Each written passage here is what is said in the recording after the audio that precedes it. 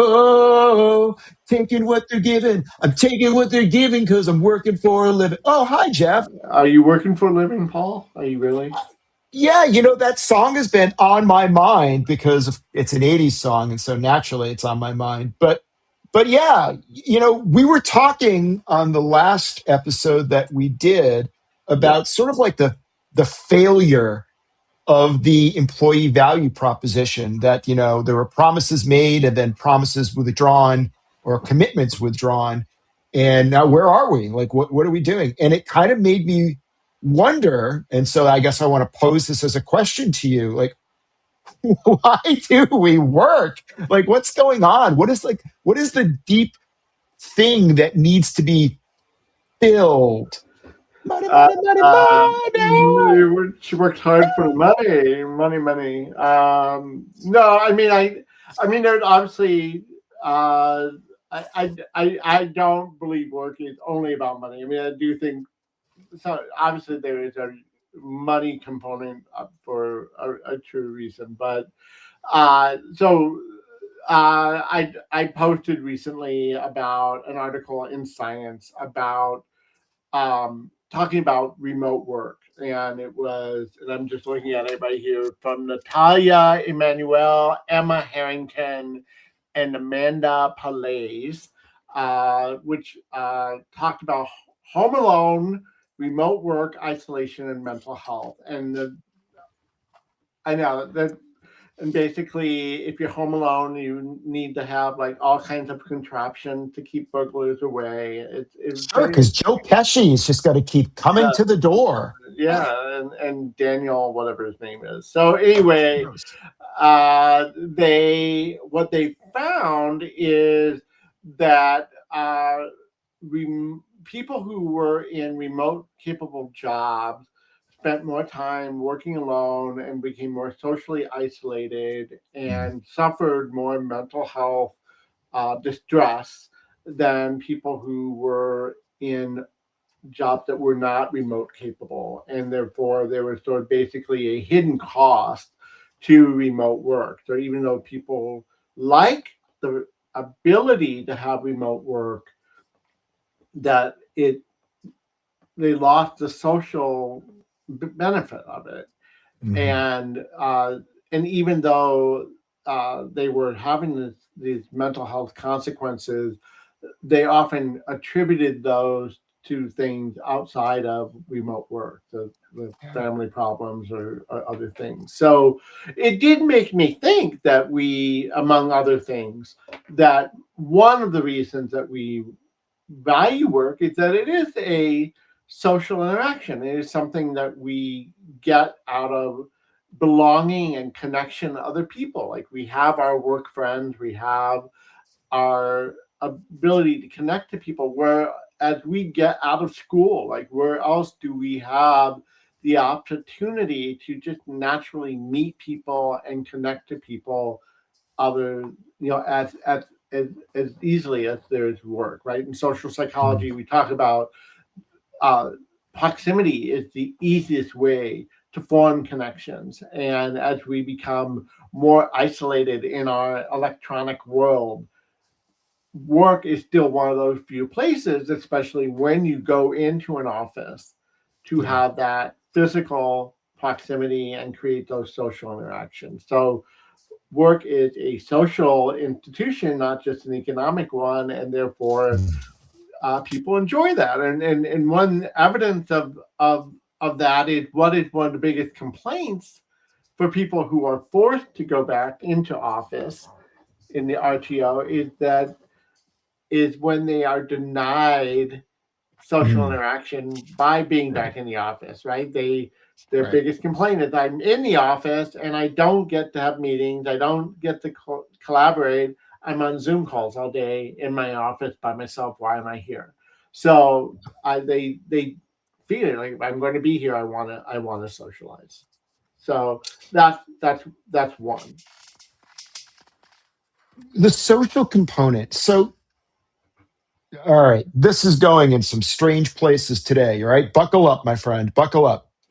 So, As you know, because we were talking recently about personality and the big five, there is a higher order uh, um, analysis of the big five. You can actually take the big five and put it into two categories.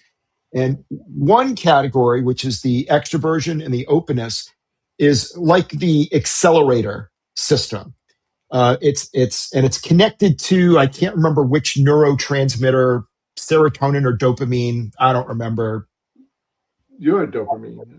Anyway. Yeah, I don't know. Anyway, but the point was, this is your brain saying, "Hey, we should get out. We should go do something. We should connect with people, or we should try something different. Like if we do that, we're going to get something that feels good, right? We're trying to activate the pleasure system. Whereas the other personality factors, what's that? Conscientiousness, agreeableness, and emotional stability. They operate almost like a braking system.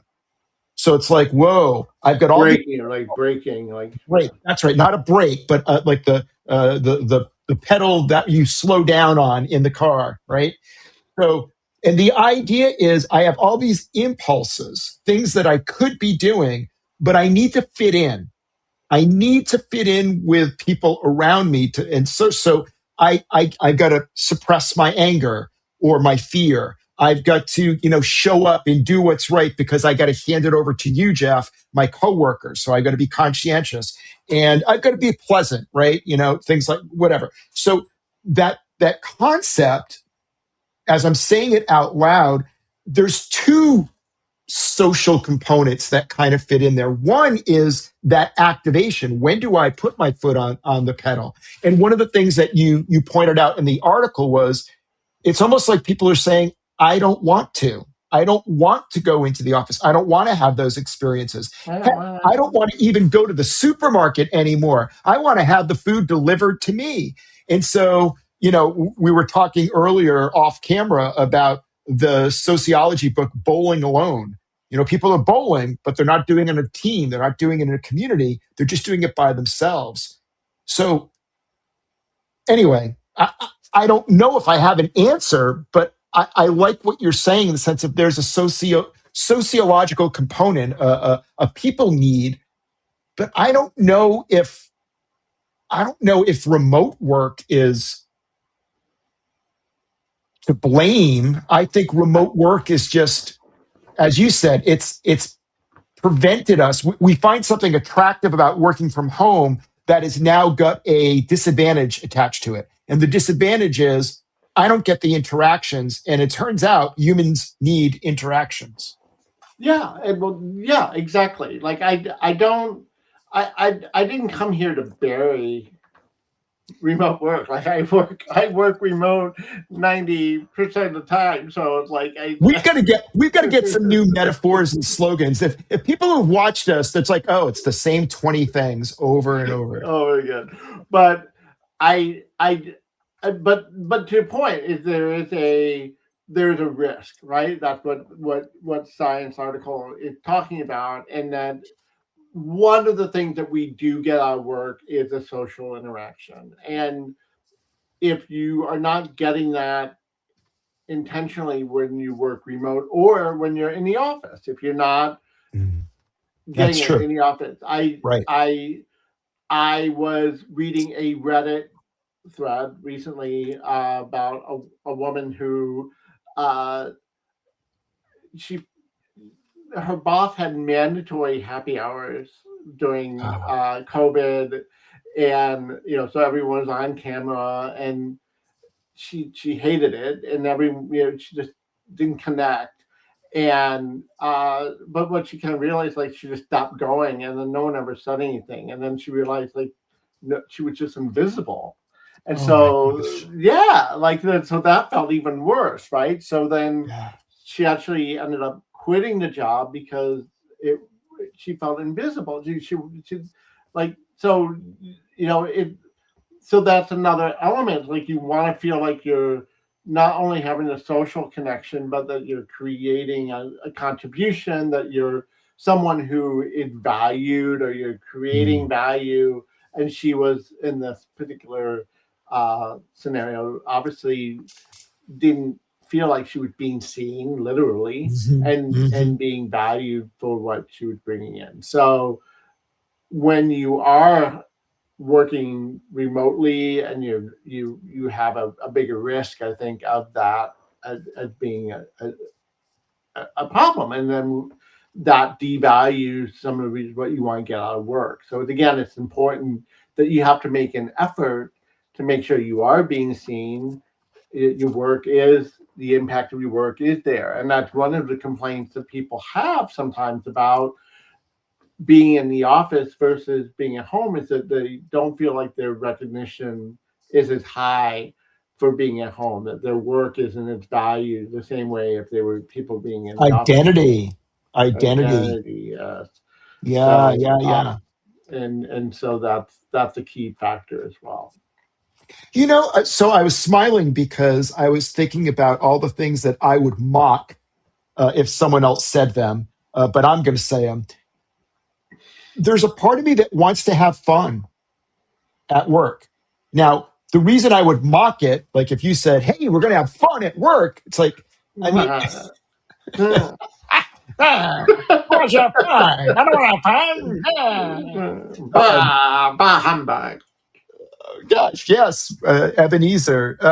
Yeah, obviously that can sound like a cliche and inauthentic and yet another employee value proposition that's just going to be thrown away and laughed at, right? Yeah. but I can remember, I think we've had this conversation way back in our early friendship days. One of the best jobs that I ever had was when I was an orientation leader at my alma mater, the University of Rhode Island. And I think someone worked out the number of hours that we put in and the amount of money we were paid. And it was something like 97 cents per hour. I mean, the money was not the reason we were doing this. But it was a blast because there were 20 of us and we had a fun interaction. It was something we believed in. We obviously loved the school that we were going to and couldn't wait to take other people and say, "Hey, let me show you how great this place is. How about this? How about that? Did you know this?" Right? So that social component, that aspect of having fun, I get that. The identity thing you brought up makes sense as well. The idea of this is what I do and I have a sense of pride in it and I want to show that. What about the idea? All right, let's go in a different direction. Well, wait. Well, let me just. But so last week you talked about teachers and nurses and social workers. So Oh my. oh my, that work that is purposeful, meaning, like, and those people are probably making like 97 cents on the dollar, right? So something that is larger than yourself, something that has purpose and impact, right? So people want to see that their work matters, that it has something of value to the greater world, right? And so that's another reason that we might do something even though if we don't see it being recognized necessarily in the way we might want it from leadership or something like that. So just tying on to what you just said. Now you can go on to whatever. Well, I'm trying to see if we can come up with a list. Why do we work? So we've talked about a few things. What about this? I think so. My son, who's going into a sociology doctoral program, is talking about Max Weber, and I believe he was the one that talked about Weber. Yes, very yeah, good. Yeah. Weber. Thought maybe they would talk about your work ethic and the idea that there's something to be said about just a good, honest sweat, a good day's work. That seems a little odd to me. Right? Working, this is a sweatshop. Let's face it. Every week we got to come up with another podcast episode. It's just for 15 unbelievable. 15 minutes. Oh my God, it's like an eternity. It's an eternity. Well, yeah, like just and I think that ties to our thing is that work gives us routine and structure. It gives us a way to organize our time. Like, I mean, maybe there's some value in that too, right? It's just I got nothing better to do, so I I might as got well do some work. well, yeah. Like, what else are you gonna do? It's like think about retirees. Like they're like sitting Yes. around, like what do I do now with my time? So there is some value just to the structure of work itself. So to what you're saying, like yeah, a good day's work. I think there's something about just the rhythm and the structure and purpose that it brings. I think that I have something to do with my time that I can plan around and give me a structure, give me some direction that Yeah. you think about the societal challenges with young men, especially in different countries, but unemployment in, you know, 18 to 26-year-old men, that when that is high, that it creates a lot of problems. And part of that, I think, it's because the structure and routine is not there. That's a great point. That's a great point. It's so great that I don't think we could ever go further on that one. I will say this though, Jeff. This is a plea to the three people who might be watching this. Please write in some comments and tell us what are other reasons why people work, and what are maybe some of the reasons that you work.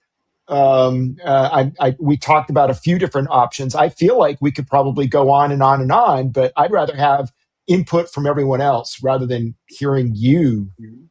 Oh no, you're okay. It's you. I never know which side you're on, Jeff. Oh well. Well, I was talking to our audience, not you. Yes, I know. And I was pointing, but I realized I was pointing at the right. Gosh, this isn't All right, you working, know what? Jeff. It's just not working. All right, well then go have a weekend. Go not work. Go be unstructured, purposeless, and unsocial for for the next 48 hours.